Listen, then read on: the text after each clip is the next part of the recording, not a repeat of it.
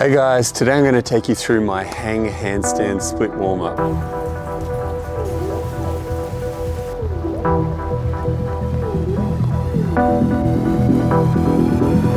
Now this is a great way to prep the body for either upper body workout, lower body workout, whole body workout, or just if you're going to practice handstands. This prepares all the body, so from ankles all the way through to your fingertips, to get the awareness for a handstand and improve the mobility requirements as well as stability and strength requirements. So let's get started. We're going to get into the dead hang. Now the dead hang is a great position to really get that nice open shoulder. I use the underhand grip so it gets external rotation in the shoulders, and I'm tractioning out, so I'm lengthening through the whole body so I can get that nice stack for the handstand. So here I pull the ribs in, tuck the butt under, open the front of the hip flexors, squeeze the glutes, shrug the shoulders up, and it's like I'm pressing up. Even though I'm hanging and tractioning out, I'm trying to push away and really gap the shoulders. And I'd use a 30-second timer for each interval in this, so that way if I'm working with a group, I can move people around and share equipment, so that way everyone gets a turn, and it just keeps people moving and it makes it quantifiable, so people know they're getting a better hang. They can hold for that full 30 seconds with their whole body weight, and they're improving, their grip strength is improving. So the next movement is a push. So I'm going from a pull into a push, and this is a plank to pike. Here I start with the scap shrugs, so I'm doing a serratus push. Each time I do a push, I'm going to step, and as I walk in, I'm going to keep trying to push up into that earmuff position in the dead hang and really get that shoulder elevation. I use the calf raise to spot it, just to help assist that. Really shrug up, try and get that external rotation. So as you get better, you're going to be able to really feel those shoulder blades move right around the rib cage. You'll be able to keep the elbows locked, and you'll feel that nice activation with the knees locked, so your hamstrings get more mobility, and it just keeps improving into that nice pike position. After that, I'm going into a leg movement. So I'm going to do the lateral squat. So here, the bent knee is just like a normal squat. The straight leg is that side split position. Now that's going to open up that adductor, and as you go down, you're going to gap that hip and really find that end range, and just work with where you feel good.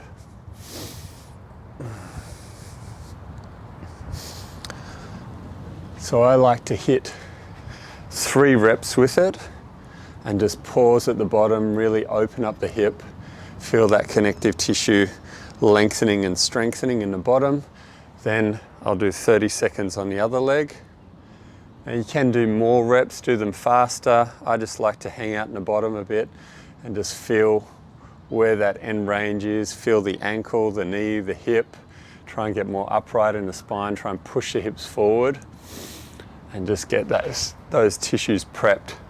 Then I'm going into the hang shrug. So I start off in that dead hang position, traction out, get that body position, stack the body, and then from there, I'm going to actively shrug. Now you can just do the straight shrug, you can do circular shrugs, forward and back, left to right. I like just the straight shrugs for most people, so they can really focus on getting their body as high as they can with a locked elbow, and then tractioning out, trying to get that dead hang earmuff position. So I'm prepping that externally rotated overhead press position for the handstand, which is really tough and really takes time to develop. So any assistance you can get from a stretch like the dead hang and hang shrugs is going to be really beneficial. Then I go into a reverse push. So instead of feet to hands, I'm going hands to feet.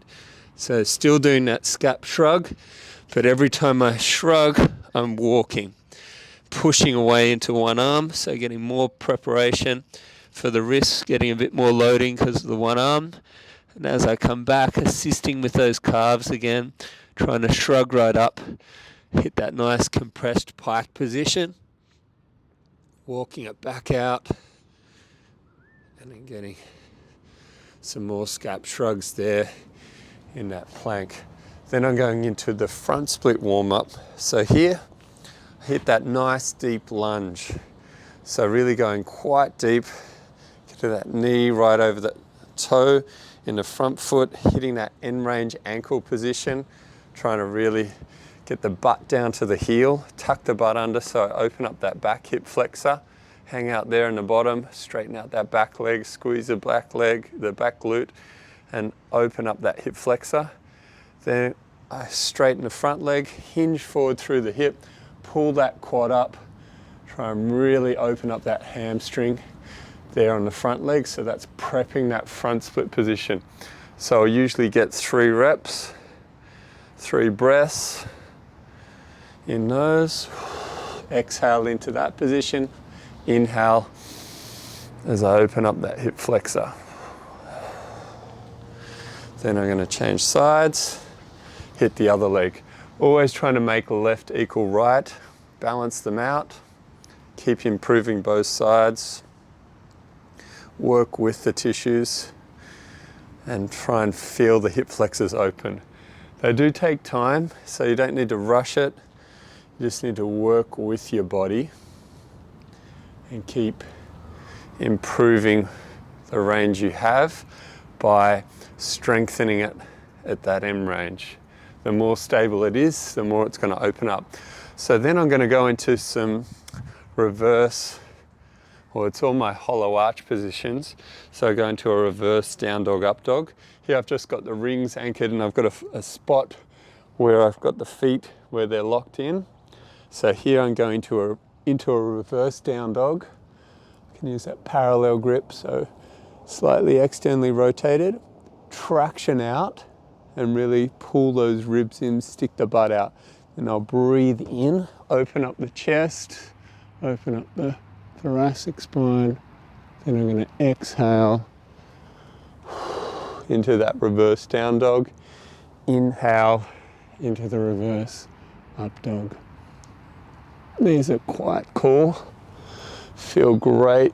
Great way to open up the body. I'll use 3 reps, 3 breaths. Inhale, exhale. Then I'll hit the reverse of that.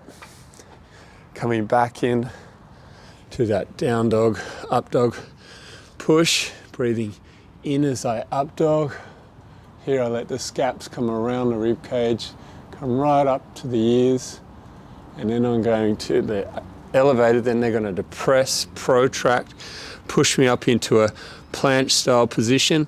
And then I press up overhead, shrugging the shoulders up to the ears, driving the butt up into the air, pulling the hip flexors in, stretching out the calves, shrugging the shoulders up into that earmuff position. Then I'll do a calf raise, reverse that back into the planche. Inhale, exhale.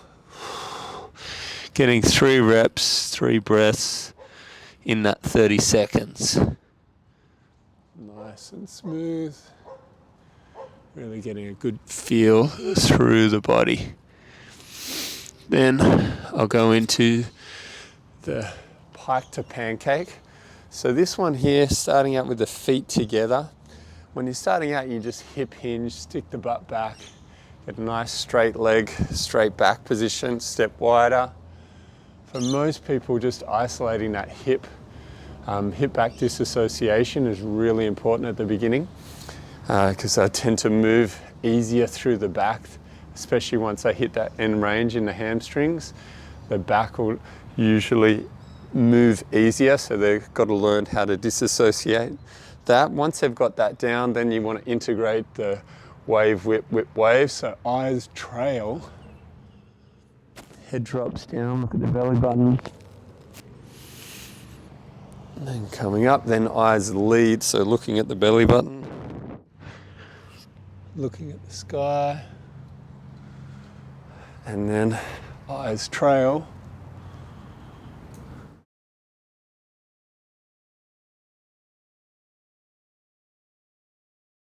So those are quite good. You're staggering that stance. So starting with that pike position, working out into a pancake position, hitting those different hip positions, which are all important for awareness in the handstand, and just to have that control. And obviously if you want a good press to handstand, that's going to help a lot. So here I got the last round, which is the split round. So I'm going into a dead hang in the shoulders. Then I'm going to take one leg forward, one leg back.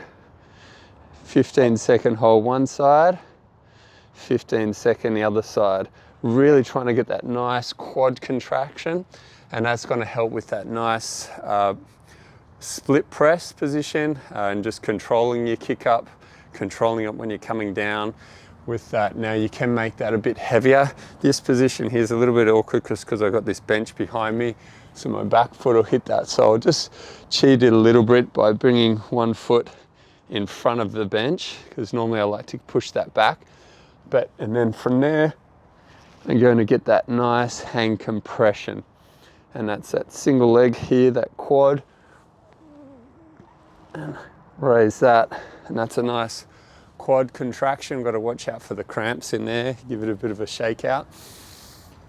Then I'm going to go into the handstand split. Now I love to use the pole. The pole is a great tool.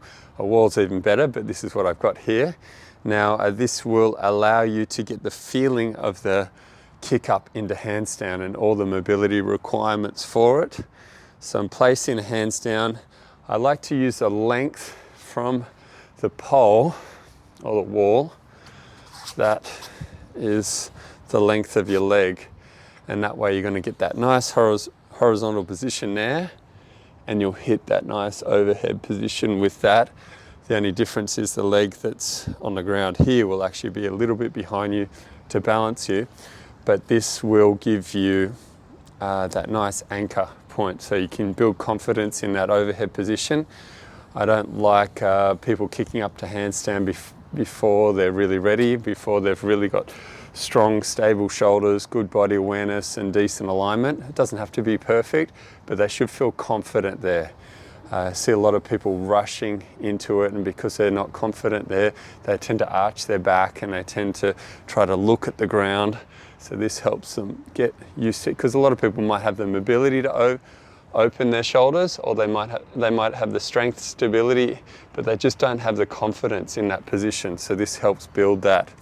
So I anchor a foot onto the wall or pole, get my hands down on the ground. I like to use the correct position with the hands that I find works really well for strength in the hands. So getting that pad pull, where those knuckles are raised up, the first knuckles down, and the pads are pulled in.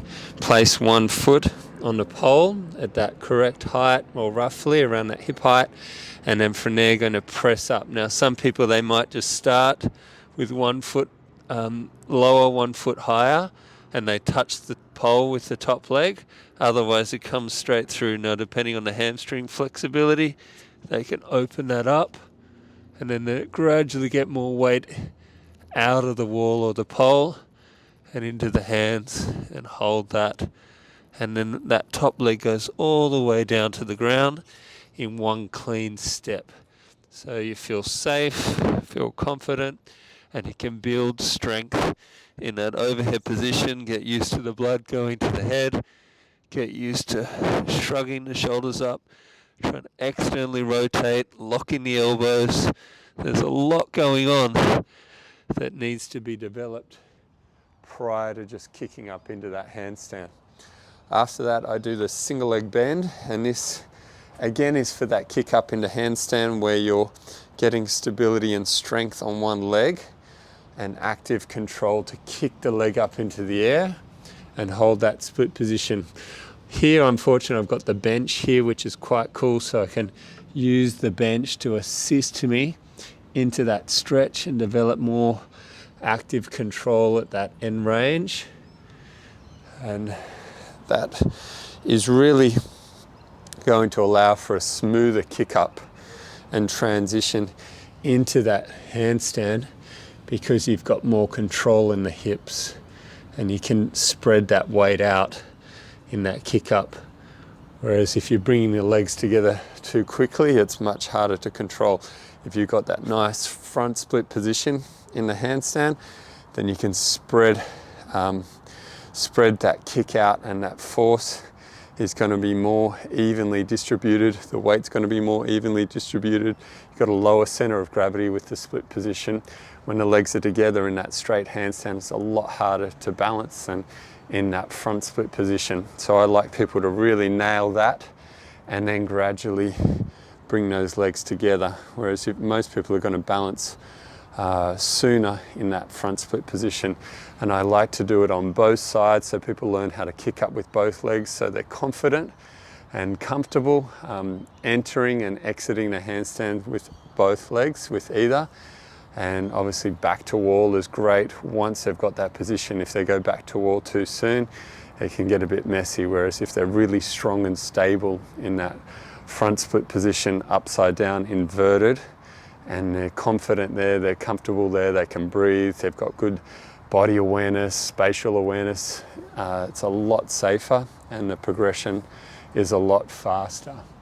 So after I've done that warm up, then what I do is I'll just grab the pole, grab the dowel, and I'll do some externally rotated butcher blocks. I find this is probably the best one for me to open up the lats and the shoulders, pulling the ribs in. And after all the dead hangs, it's prepped. It's already warmed up to go into this heavier, more aggressive stretch. Trying to really shrug the shoulders up, trying to get that external rotation and really pull the ribs in so that way I can get a better body position in my handstand.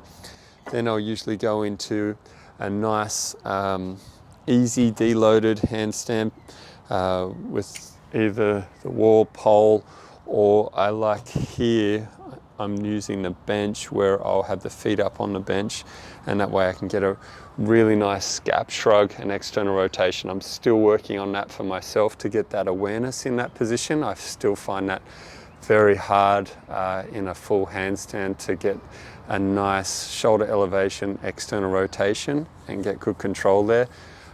So that's, work in progress. Everybody's always got something to work on. And then I'll do freestanding handstands and work on those and just keep trying to improve my position, body awareness, control, time under tension in that position. I've had quite a few injuries over the years, neck injury, shoulder injury, wrist injuries. So I find that now my approach with training is just to feel good. And depending on how I feel on the day, I'll do a bit more, a bit less. I'm not really trying to force my body to achieve things quickly. I much prefer to feel good every day and enjoy this beautiful life from day to day than try to force results onto myself. I find that just getting that awareness, getting good control, enjoying the process, so much more important than achieving a goal, but rushing to get there and getting a niggle, and that turns into an injury, and then that forces time off, and kind of pain in the body will overflow into all areas and just makes life less enjoyable. So my approach now is a lot different in the sense that I'm more focused on just feeling good every day. So I hope that helps, guys. It's a pretty simple process. It is one that you can always keep developing. There's lots of little parts that you can keep improving on. I find it's great for me, it really gets me into my body and allows me to get more out of the session. And I love improving all the little things.